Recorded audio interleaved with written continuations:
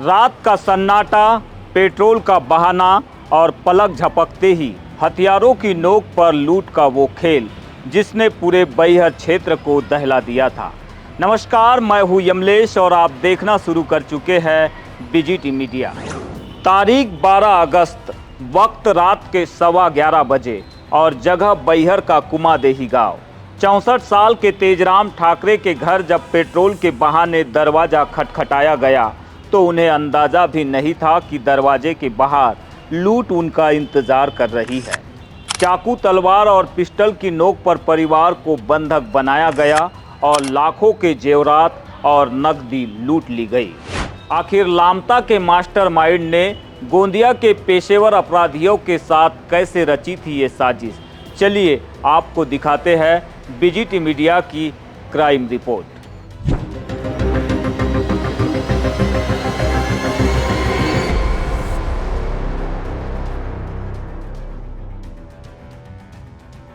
रात का सन्नाटा और मदद मांगने का बहाना। 12 अगस्त की रात कुमादेही गांव के 64 वर्षीय तेजराम ठाकरे के लिए किसी खौफनाक सपने से कम नहीं था। रात करीब 11:15 बजे कुछ अनजान लोग दरवाजे पर आए और गाड़ी में पेट्रोल खत्म होने की बात कही। इंसानियत के नाते जैसे ही तेजराम ने दरवाज़ा खोला, हथियारों से लैस बदमाशों ने उन्हें नीचे गिरा दिया। चाकू और तलवार की नोक पर पूरे परिवार को डरा धमका कर बंधक बनाया गया और घर में रखी लाखों की नकदी और जेवरात लूटकर लुटेरे फरार हो गए। कुमादेही जो बैहर थाना अंतर्गत पड़ता है, वहाँ तेजराम ठाकरे निवास करते हैं। उनके घर से एक सूचना आई कि मध्य रात्रि में कुछ लोगों ने काफ़ी संख्या में मिलकर घर में डकैती की है, जिसमें उनका कुछ स्वर्णाभूषण और कुछ कैश राशि लेके गए हैं। तत्काल मौके पर हमारी पुलिस टीम पहुंची, मौके की प्राथमिक जांच की और उसके बाद उस घटना की पतारासी के लिए तमाम टेक्निकल टीम, मैनुअल इंटेलिजेंस की टीम हमने तैयार की और उसके बाद सर लगातार टीमों ने लग के आज हम लोगों ने घटना का खुलासा किया। इसमें मूलतः घटना इस प्रकार थी कि देर रात्रि एक आलोक करके हैं लामता के, उस व्यक्ति ने इस पूरे स्थान की पहले रैकी की। वो बेसिकली मध्य प्रदेश का लाइजनर है जो दूसरे राज्यों से अपराधियों को बुलाकर यहाँ अपराध कारित करवाता है और उसके बाद जो भी इनको राशि मिलती है उसमें बंटवारा करके ये लोग आप पे इस टाइप से पूरा सेटअप करते हैं। तो आलोक की निशादेही पर आलोक से बात करके इन लोगों ने घटना दिनांक के पूरे घटनास्थल का रैकी किया। तेजराम ठाकरे घर के आसपास रास्ते को समझा, कैसे रात को घटना कारित करनी ये देखा। फिर गोंदिया से जो है 7 लोग बाइक से चल के पहुँचे ग्राम कुमादेही। रात को लगभग 11:30 बजे उन्होंने घर के दरवाज़ा नॉक किया। जब तेजराम ठाकरे ने घर का दरवाज़ा खोला तो उनको हथियारों का डर दिखा के घर में बंधक बनाया। उस समय उनकी पत्नी, उनका बेटा भी घर में था। सभी को हथियारों का भय दिखा के घर के कमरे में बंद किया और घर में पड़ा जितना भी उनका जेवरात था और कुछ कैश था वो सारा माल डकैती डालकर लेके चले गए। डकैती की इस दुस्साहसिक वारदात ने पुलिस महकमे में हड़कंप मचा दिया। पुलिस अधीक्षक के सख्त निर्देशों के बाद बैहर एडिशनल एसपी नितेश भार्गव के नेतृत्व में स्पेशल टीमें गठित की गई। एफएसएल टीम, डॉग स्क्वाड और साइबर सेल ने मिलकर मौके का वैज्ञानिक तरीके से मुआयना किया। सीसीटीवी फुटेज और मुखबिर तंत्र से पुलिस के हाथ वो पहला सुराग लगा जिसके तार सीधे महाराष्ट्र के गोंदिया से जुड़े थे। बिना देर किए बालाघाट पुलिस ने गोंदिया पुलिस के साथ मिलकर एक बड़ा ज्वाइंट ऑपरेशन अंजाम दिया।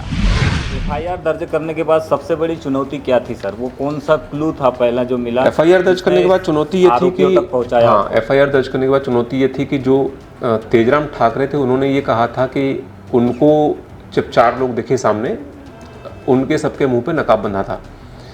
जो उनकी पत्नी थी थोड़ा घबराई हुई थी, वो उन्होंने उनका हुलिया देखा है, पत्नी ने और बेटे ने देखा है, पर तेजराम ठाकरे नहीं देख पाए थे तो पत्नी थोड़ा घबराई थी। सबसे बड़ा ये था कि व्यक्ति को रात के 12 बजे उस 10-15 मिनट के सीन में सबको याद रख पाना, क्योंकि पुलिस के सामने कोई क्लू नहीं है। कैसे चेहरे हैं, कैसे कदकाठी है, व्यक्ति एकदम प्रथम दृष्टया बता नहीं पाता। हम लोगों का एक दिन लगभग ऐसे ही निकल जाता है। फिर सेकेंड डे जब दीपिका और सुभाष और अपने धर्मेंद्र और एसडीपी साहब की टीम ने जब पूछताछ डिटेल में की तो उनके हुलिये क्लियर हुए। कुछ वाहनों की आवाज़ से हमने पहचान की कि वाहन इस टाइप के 3-4 गाड़ियाँ थीं, किस तरफ भागे इससे क्लियर हुआ। क्योंकि चूँकि देहात क्षेत्र लामता वहाँ पर और अपना कुमादेही, वहाँ बहुत ज़्यादा कैमरे फुटेज हमारे पास नहीं है। तो ये सुविधा, ये चुनौती हमारे पास प्रारंभ में थी, लेकिन टीम में लगातार 3-4 दिन बहुत कड़ी मेहनत की। रात भर लगातार टीमें हमारी अंतर्राज्यीय गिरोहों के पुराने पैटर्न तलाशने में लगी रही। गोंदिया, महाराष्ट्र के और भी जिलों में हम लोगों ने दबिश दी। तो फाइनली अभी 7 व्यक्ति महाराष्ट्र गोंदिया के और 1 व्यक्ति लामता से हमारी गिरफ्त में है। हम लोग इसमें आगे और भी अपराधियों की धरपकड़ करेंगे। इसमें संभवत और भी संपत्ति का खुलासा होने की संभावना है। जब पुलिस ने सख्ती से पूछताछ की तो जो खुलासा हुआ उसने सबको चौंका दिया।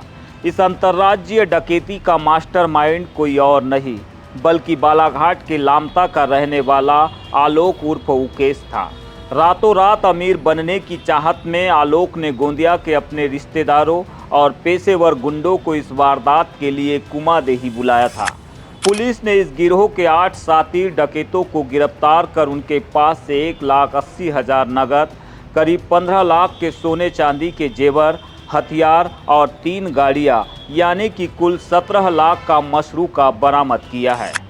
महज कुछ ही दिनों में पुलिस ने इस ब्लाइंड डकैती केस को सुलझाकर अपराधियों को ये कड़ा संदेश दे दिया है कि कानून के हाथ उनकी सोच से भी ज़्यादा लंबे हैं। इसमें लामता का युवक है, ज़्यादातर डकैत जो है वो गोंदिया के पेशे पर अपराधियों को चुना, फिर इंटीरियल ऐसा गांव जो कान्हा नेशनल पार्क से लगा हुआ कुमादेही, और सिर्फ तेजराम ठाकरे को ही टारगेट बनाने, इसके पीछे की क्या मंशा समझ? इसमें इनका पूछताछ में आता है तेजराम ठाकरे की जब इन्होंने रेकी की तो ऐसा इनका बताना है कि वहाँ उसकी दुकानें थोड़ा सा ठीक ठाक है और कुछ मतलब शॉप वॉप भी इनकी, कुछ कृषि उपकरण की शॉप है और कुछ ऐसा काम वाम भी इनका है। तो उनको देख के लगाओ कि यहाँ पर थोड़ा सा इंटीरियर रास्ता है, पैसा इनके पास ठीक ठाक मिल सकता है। और ये जो आलोक है इसके संपर्क गोंदिया में इसके कुछ रिलेटिव रहते हैं, उनके माध्यम से अपराधियों के संपर्क में आया था। पुलिस की इस मुस्तैदी से इलाके के लोगों ने जरूर राहत की सांस ली है, लेकिन इस वारदात ने आम जनता के लिए भी एक बड़ा अलर्ट जारी किया है। रात के अंधेरे में किसी भी अनजान व्यक्ति की मदद करने या दरवाज़ा खोलने से पहले पूरी सावधानी जरूर बरतें। फॉर्मल कंडीशन है, पेट्रोल की सेलिंग नहीं करनी चाहिए। उनको समझाया था कि पेट्रोल मांगने के बहाने कई बार स्थिति बनती है, तो उस पर भी इनको कहा गया है। और दूसरा, जनता के लिए भी संदेश है कि इस तरह से अगर रात में कोई नॉक करता है तो पहले थोड़ा देख समझ लें, अपनी तैयारी कर लें। बिना किसी परिचय के आपको दरवाज़ा नहीं खोलना है। और अगर लग रहा है कि आप दरवाज़ा कुछ जितना देर आप दरवाज़ा बंद रख सकते हैं उतना देर में आप, हमारी जो 112 वाहन होता है उसका रिस्पॉन्स टाइम ऑलमोस्ट आप देखेंगे किसी मामले में लेट है, लेकिन जनरली 5 से 7 मिनट में वाहन रिस्पॉन्स कर देता है। तो पहला ये था कि उनको 112 पे कॉल करना था, तत्काल वाहन पहुंचता। उसके बाद उन्होंने 112 पे कॉल किया भी है, पर वो घटना के पहले कर देते, दरवाजा नॉक कर देते, तो शायद ये घटना नहीं होती।